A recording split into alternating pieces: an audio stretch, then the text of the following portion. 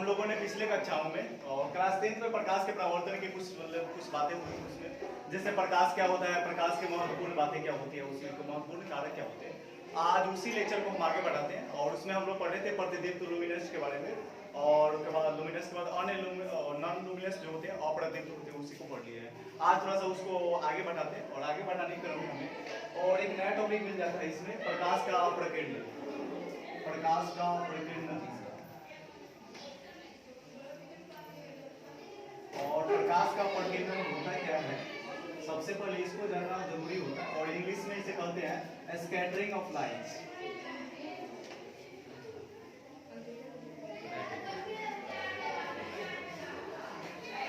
इसे समझेंगे सबसे पहले कि स्कैटरिंग होता क्या है। स्कैटरिंग की अगर बातें की जाए तो साधारण भाषा में इसे चित्राना कहते हैं और यहाँ पे जो इसे फिजिक्स की लैंग्वेज में इसे प्रकीर्णन रखा गया है और यहाँ पे प्रकाश का ही प्रकीर्णन हो रहा है। तो जो भी किसी भी वस्तु से जब प्रकाश निकलता है, चाहे वह सूर्य हो या वह कृत्रिम रूप से हो या प्राकृतिक रूप से हो, तो प्राकृतिक की अगर बातें की जाए तो जैसे तारे हो जाते हैं, सूर्य हो जाता है, इसके अलावा कृत्रिम रूप में टॉर्च हो जाते हैं या अन्य कोई भी सामग्री हो जिससे प्रकाश निकलता है।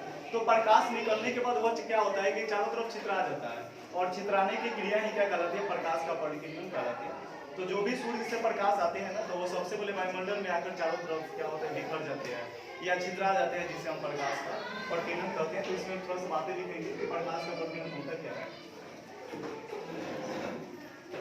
किसी प्रकाश स्रोत से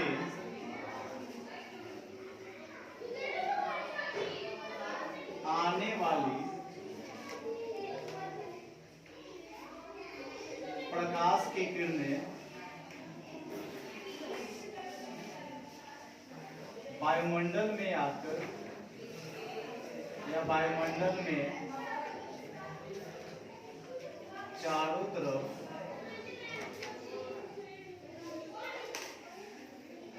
बिखर और इसे लिख सकते हैं छितराना जाती है, इसे प्रकाश का प्रकीर्णन कहलाता है।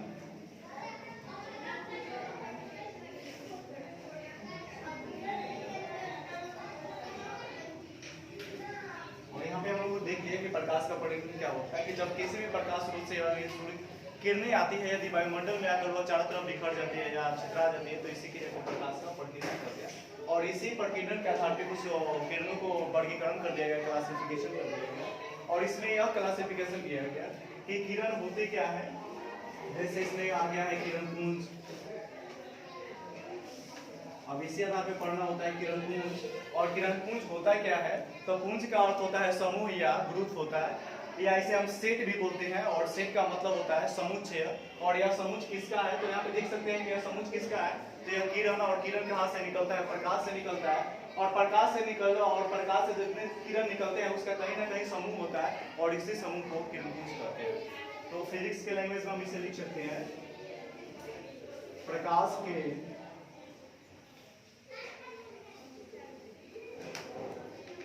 किरणों के समूह को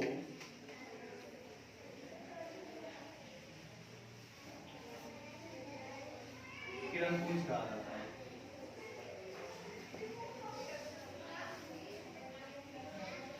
इस प्रकार हम देख लें कि प्रकाश के जो भी किरण होते हैं, यदि उसका समूह बना दिया जाए, सेट बना दिया जाता है, वही किरण पुंज हो जाता है। और यह किरण पुंज जो होता है यह 3 प्रकार के होता है और किरण पुंज का जो वर्गीकरण किया गया, किरण पुंज का वर्गीकरण, और इसका वर्गीकरण 3 प्रकार से होता है। यहाँ पे लिख सकते हैं किरण पुंज का वर्गीकरण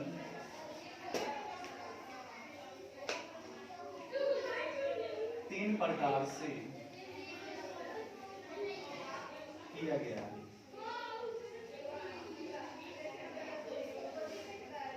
और यहाँ पे किरण पुंज को 3 प्रकार से क्या किया गया, क्लासिफाइड कर दिया गया है। और इसमें जो भी रे होते हैं, रे कुछ टाइप से भी निकलते हैं, जैसे पैरेलल निकल जाते हैं या अपसारी में निकल जाते हैं, अपसारी में निकल जाते हैं, समानांतर निकलते हैं। तो इसके इसी आधार पे किरणों के गमन के आधार पे उसे वर्गीकृत किया गया और इसी वर्गीकरण में हम लोग देखेंगे कि किरण पुंज कौन कौन से होते हैं। तो इसमें कुछ हम विशेष देखिए, अभी प्रकाश का प्रकीर्णन हो गया, किरण पुंज हो गया। इसके बाद हम देखते हैं कि जो किरण पुंज हुए वो कौन कौन से तीन होते हैं। तो इसमें देखिए, तब जो पहला होता है किरण पुंज, इसे कहते हैं अपसारी किरण पुंज।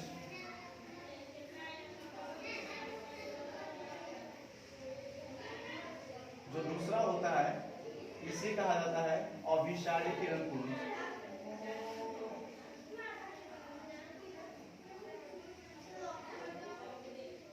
तीसरा जो होता है इसे बोला जाता है समांतर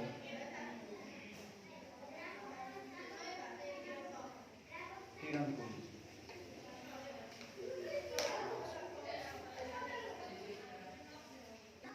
और बेसिकली यहाँ पे समझेंगे ना अपसारी किरण पुंज होता क्या है।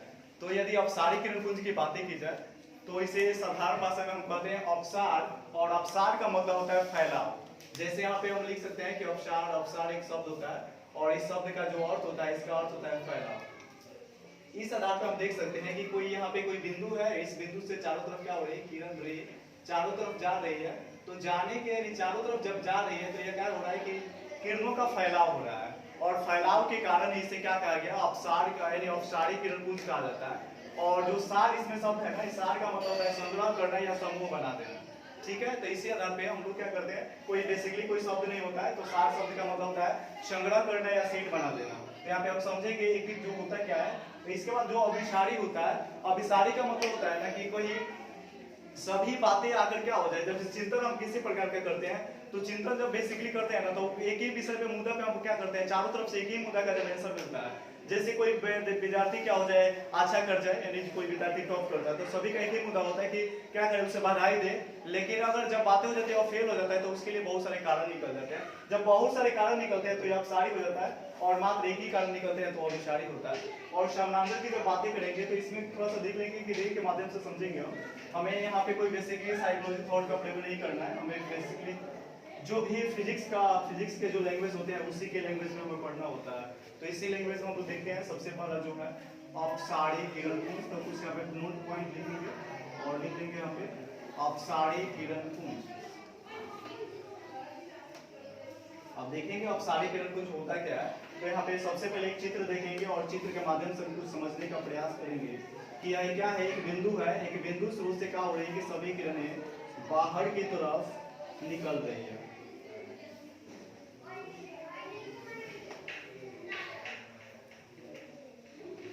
सभी किरणें बाहर की तरफ निकल रही है, तो अर्थात हमें यह महसूस हो गया और इससे हम समझ भी चुके हैं कि अपसारी किरण को होता क्या है। तो किन्हीं एक बिंदुओं से प्रकाश की किरणें चारों तरफ फैल जाती है तो उसे हम क्या कहते हैं, अपसारी किरण पुंज कहते हैं। तो इसकी परिभाषा हम चाहे तो चित्र की सहायता से हम क्या कर सकते हैं, आसानी से लिख सकते हैं।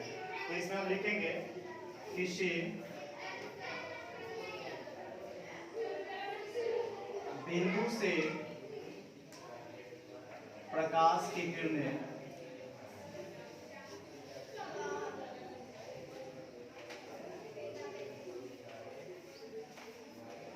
चारों तरफ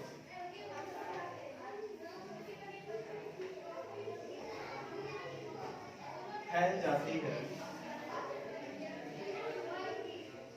उसे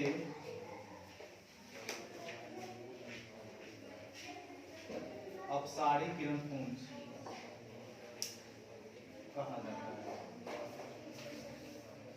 यहाँ पे चित्र को भी देख लिया, चित्र के माध्यम से इसका परिभाषा भी साधारण वे में देखिए। इसके बाद जो होता है, इसके बाद जो नेक्स्ट पॉइंट होता है वह होता है अभिसारी किरण पुंज।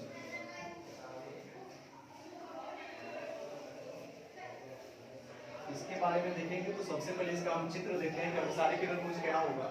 तो इसमें जो होता है अभिसारी किरण पुंज, यह क्या होता है कि सभी चारों तरफ से जो प्रकाश की किरणें आती है वो आकर एक ही बिंदु पर आकर मिल जाती है, और एक ही बिंदु पर आकर मिलने के कारण इसे हम लोग अभिसारी किरण पुंज कहते हैं। जैसे यहाँ पे कोई बिंदु है और इसी बिंदु पे सभी प्रकाश आकर क्या हो जाए, यहीं पे आकर मिल जाते हैं, और मिलने के कारण इसे क्या कहा जाता है, अभिसारी किरण पुंज कहते हैं। तो यहाँ पे दिख रहा है कि कुछ इस चित्र में दिख रहा था कि एक बिंदु और बिंदु से फिर क्या हो रहे हैं, जा रहे हैं, और यहाँ पे दिख रहा है कि इस एरो के माध्यम से हमें समझ में आ रहा है कि बिंदु पर आकर क्या हो रहे हैं, मिल रहे हैं। तो यह हो गया अपसारी किरण पुंज। इसकी जो परिभाषा हम लिखते हैं किसी बिंदु से और किसी बिंदु पर प्रकाश की किरणें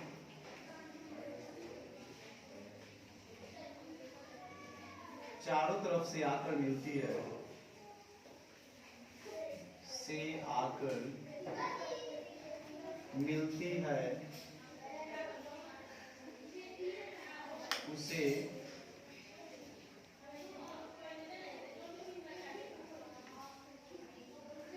अभिसारी किरण पुंज कहा जाता है।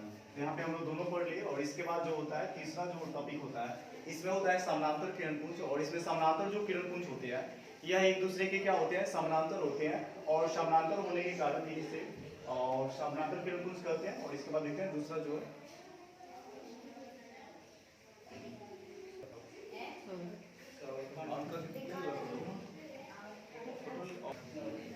इसके बाद हम देखते हैं समानांतर किरण पुंज होता क्या है।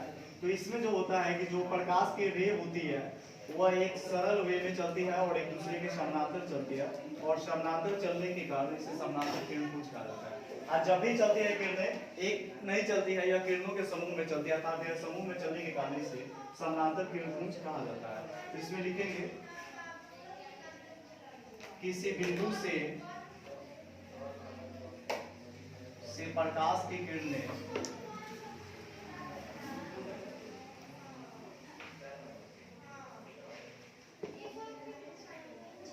एक दूसरे के समांतर चलती है,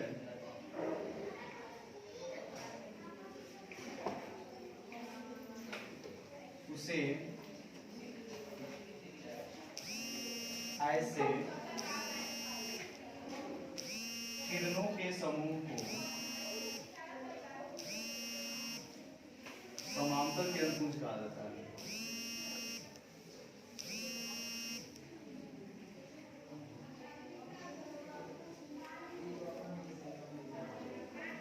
और इसमें इस परिभाषा चित्र के माध्यम से ही हम लोग परिभाषा को क्या कर सकते हैं, डिराइव कर सकते हैं, परिभाषा को लिख सकते हैं या इसे हम लोग क्या करें, याद करने की कोई आवश्यकता ही नहीं होती है। बस चित्र देखें और चित्र के माध्यम से हम लोग क्या कर सकते हैं, इसे पढ़ भी सकते हैं और इसे समझने का प्रयास कर लेते हैं। तो यहाँ पे किरणों का समूह होता है और ये सभी किरणें क्या होती है, एक दूसरे के समूह में चलती है, यानी कि एक दूसरे के समानांतर चलती है और समानांतर चलने के कारण इसे इसका नामकरण कर दिया गया समानांतर किरण पुंज।